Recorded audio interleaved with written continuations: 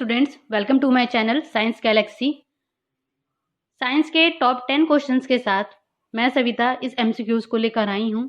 इस एमसीक्यूज में ऐड किए गए सभी क्वेश्चन लोक सेवा आयोग की परीक्षाओं से और शिक्षक पात्रता परीक्षाओं से संबंधित हैं। ये मोस्ट इंपॉर्टेंट क्वेश्चन है जो मैक्सिमम एग्जाम में पूछे गए हैं और इनको आगे भी पूछे जाने के चांसेस बहुत ज़्यादा हैं। इसलिए मैं इस एमसीक्यूज को शेयर कर रही हूँ जिससे आपको साइंस से रिलेटेड किसी भी प्रकार के क्वेश्चन में कोई प्रॉब्लम ना हो और आप इजीली साइंस के सारे क्वेश्चन को सही कर पाएं। सबसे पहला क्वेश्चन हमारा, जब हम क्रोध में, शर्मिंदगी या चिंता में होते हैं तब हमारे शरीर का कौन सा हार्मोन तनाव समायोजन में हमारी मदद करता है? Option first thyroxine, option second adrenaline, option third insulin, option four estrogen. First option को देखते हैं। यह थायरॉक्सिन हार्मोन थायराइड ग्रंथि से निकलता है और यह हमारे ब्लड सर्कुलेशन में मदद करता है। साथ ही यह ब्लड सर्कुलेशन के साथ हमारे हृदय और मस्तिष्क के वहाँ पर यह सिक्रीट होता है और साथ ही बहुत ही हेल्प करता है उनके कार्यों में। सेकंड को देखेंगे एड्रेनलिन। ये हमारे किडनी के ऊपर स्थित होता हार्मोन्स होता है और इसी के द्वारा जो है हमारे मानव शरीर में क्रोध, शर्मिंदगी या चिंता की जब हम बात करते हैं, हम उस समय टेंशन में होते हैं, हमारे बॉडी का कहा जाता है कि समायोजन सही से नहीं हो पाता है, उस टाइम में एड्रेनलिन हार्मोन्स जो है ये सिक्रीट होता है और ये कंट्रोल करता है हमारे बॉडी को। आपको बता दें, हार्मोन्स जितने भी सिक्रीट होते हैं यह अंतःस्रावी ग्रंथियां होती हैं, उन्हीं के द्वारा हार्मोन्स का सिक्रीशन होता है। थर्ड ऑप्शन को देखेंगे। यह हमारा इंसुलिन, यह हार्मोन हमेशा हमारे बॉडी में शुगर को मेंटेन करता है। और एस्ट्रोजन को देखेंगे तो ये एस्ट्रोजन जो है हमेशा फीमेल्स में पाए जाने वाले हार्मोन होते हैं।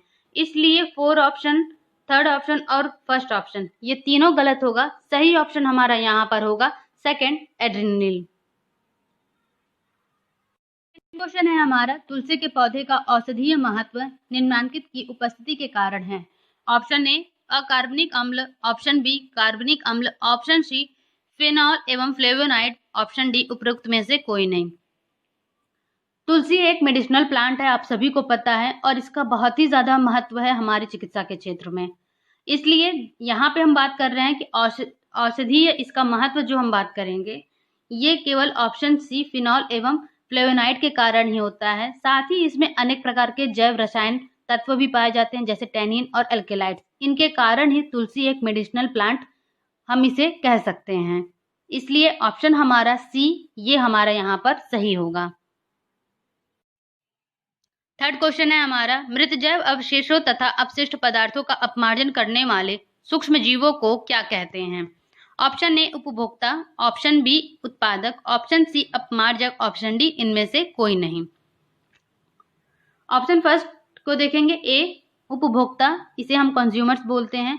कंज्यूमर्स के अंतर्गत हमारे पारिस्थितिकी तंत्र में यहाँ पर सभी प्रकार के शाकाहारी, मांसाहारी जीव आते हैं, इसलिए ये ऑप्शन हमारा गलत होगा। ऑप्शन बी उत्पादक, इसे हम प्रोड्यूसर बोलते हैं, इसके अंतर्गत सभी प्रकार की वनस्पतियां सम्मिलित हैं, इसीलिए ये ऑप्शन भी हमारा गलत होगा। सी ऑप्शन अपमार्जक को देखेंगे। जब भी हम बात करते हैं कि अवशेषों या अपशिष्ट पदार्थों का अपमार्जन करना, तो वे सूक्ष्म जीव जो जीव जंतु या पेड़ पौधे के सड़े गले भाग को अपने भोजन के रूप में ग्रहण करते हैं, उन्हें ही हम अपमार्जक कहते हैं और इसीलिए इन्हें हम प्रकृति का सफाईकर्ता या मेहतर भी बोलते हैं। ये बहुत ही ज्यादा इंपॉर्टेंट है पॉइंट और ये मैक्सिमम पूछा जाता है, तो इसलिए इसको आप ध्यान दीजिएगा और इसी वजह से हमारा सी ऑप्शन ये यहाँ पर हमारा सही होगा। और क्वेश्चन है हमारा, निम्न में से कौन सा अंगक पादप कोशिका में अनुपस्थित होता है? ऑप्शन फर्स्ट रितिकाएं, ऑप्शन सेकंड लवक, ऑप्शन थर्ड सेल्यूलोज कोशिका भित्ति, ऑप्शन फोर तारकाएं। मैंने सेल स्ट्रक्चर एक वीडियो बनाया है, उसमें मैंने काफी अच्छे से ऑर्गेनेल्स कोशिकाओं को डिटेल बताया है, आप वहां से देख सकते हैं।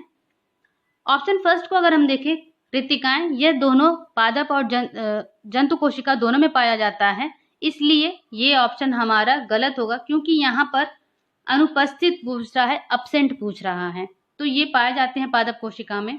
लवक भी पादप कोशिका में पाए जाते हैं।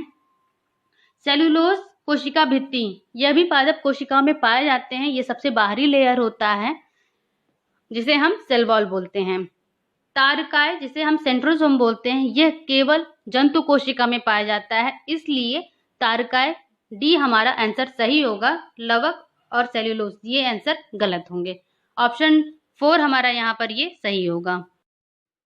5th क्वेश्चन है, मानव पोषण में पोषक तत्वों की आवश्यकता, भोजन ग्रहण करने की विधि और शरीर में इसका उपयोग विभिन्न चरणों में होता है, जो है ऑप्शन ए अवशोषण, ऑप्शन बी निष्कासन, ऑप्शन सी स्वांगीकरण, ऑप्शन डी अंतर्ग्रहण, ऑप्शन ई पाचन।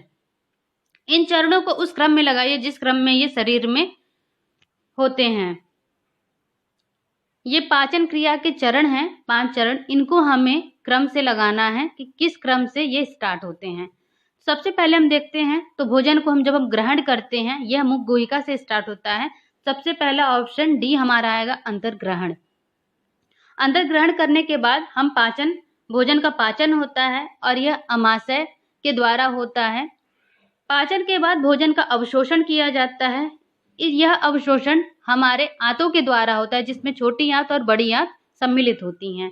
इसके बाद भोजन का स्वांगीकरण होता है। स्वांगीकरण अर्थात यह ईंधन के रूप में पचे हुए भोजन हमारे शरीर के रक्त वाहिनियों द्वारा शरीर के विभिन्न भागों तक पहुंचती हैं और इस प्रकार से लास्ट जितने अपशिष्ट पदार्थ बचे होते हैं हमारे भोजन के, वह उत्सर्जन क्रिया के द्वारा बाहर निष्कासित होते हैं।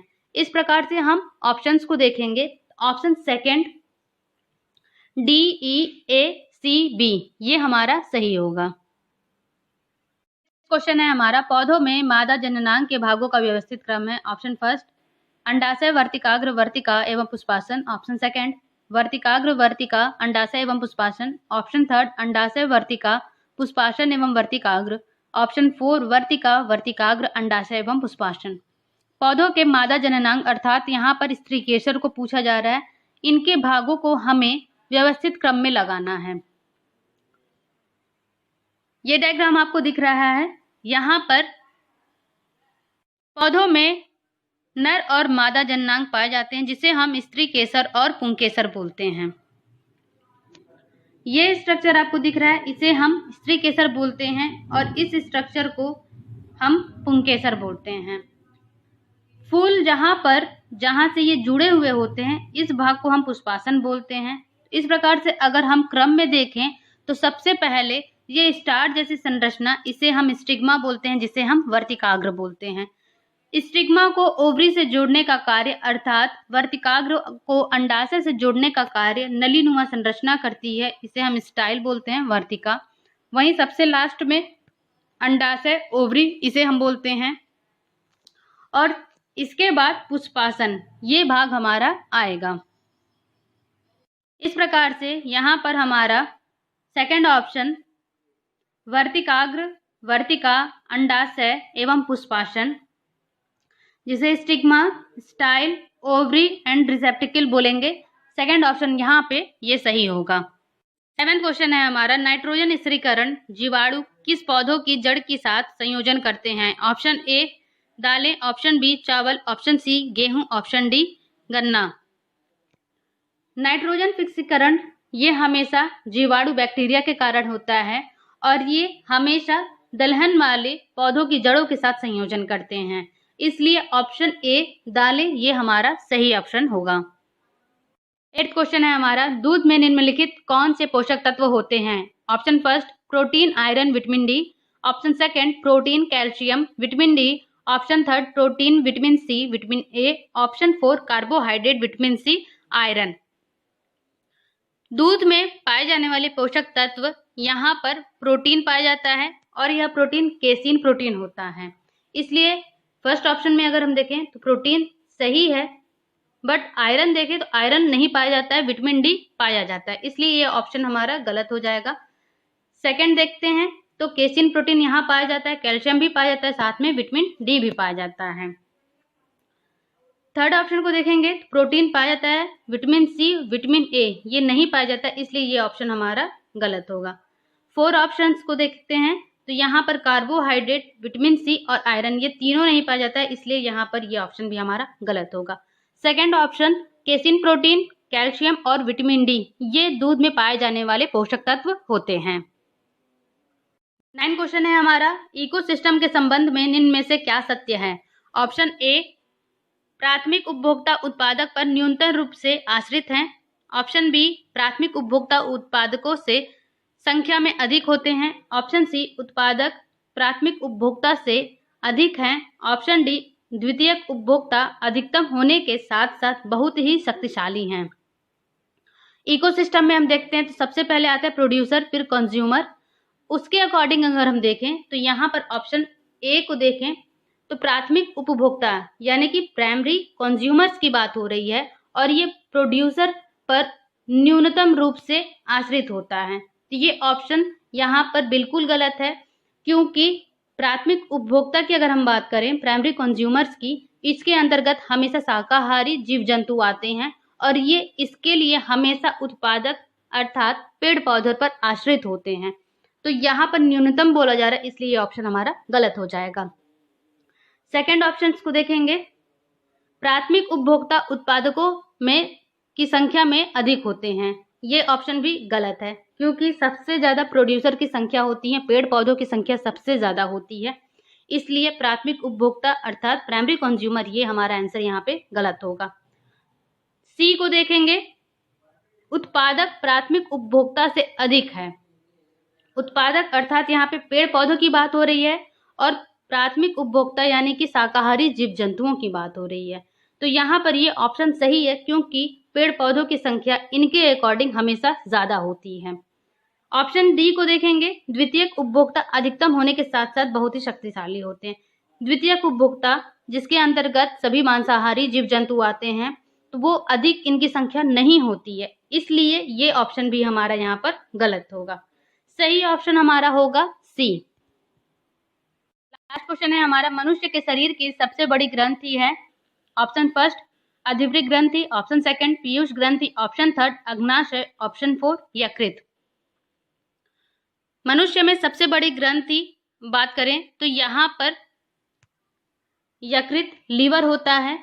वहीं अगर हम ऑप्शंस को देखें तो ये एड्रिनल ग्रंथि है, ये केवल मनुष्य में जितने भी तनाव होते हैं उनको कम करने का ये कार्य करती है, इसलिए ऑप्शन ये गलत होगा। पीयूष ग्रंथि इसे हम मास्टर ग्रंथि बोलते हैं, ये सबसे छोटी ग्रंथि होती है, इसलिए ये भी ऑप्शन हमारा गलत होगा। अग्नाशय इसे हम मिक्स्ड ग्लैंड बोलते हैं, इसमें अंतःस्रवी और बहिःस्रवी दोनों ही प्रकार के ग्रंथियां पाई जाती हैं, इसलिए ये भी ऑप्शन हमारा गलत होगा। सही ऑप्शन हमारा होगा यकृत। लास्ट वीडियो का क्वेश्चन है जिसको मैंने पूछा था, रेड डेटा बुक डैश का रिकॉर्ड रखती है। ऑप्शन फर्स्ट पशु वर्ग, ऑप्शन सेकंड संकटापन प्रजातियों, ऑप्शन थर्ड वनस्पति प्रजातियों, ऑप्शन 4 वनस्पति। इसका सही आंसर है संकटापन प्रजातियों, ऑप्शन सेकंड। अब मैक्सिमम स्टूडेंट ने इसका सही आंसर दिया, मुझे बहुत ही अच्छा लगा, सभी ने कमेंट बॉक्स में सही आंसर दिया। अब ये आज का क्वेश्चन है, गैस जो धान के खेत से उत्सर्जित होती है तथा भूमि के तापमान में वृद्धि करती है वह है। Option A nitrogen, option B carbon dioxide, option C carbon monoxide, option D methane. इसका आंसर आप वीडियो के लास्ट में जरूर दें, जिससे पता चल सके कि आपने मेरे एमसीक्यूज को कितना पढ़ा है। साइंस के टॉप 10 क्वेश्चंस को मैंने आपके साथ शेयर किया एंड आई होप आपको ये एमसीक्यूज बहुत अच्छा लगा होगा। आप मेरे चैनल साइंस गैलेक्सी को सब्सक्राइब करें, साथ ही आप बेल आइकन जरूर दबा लें, जिससे आपको नेक्स्ट वीडियो आसानी से मिल जाए।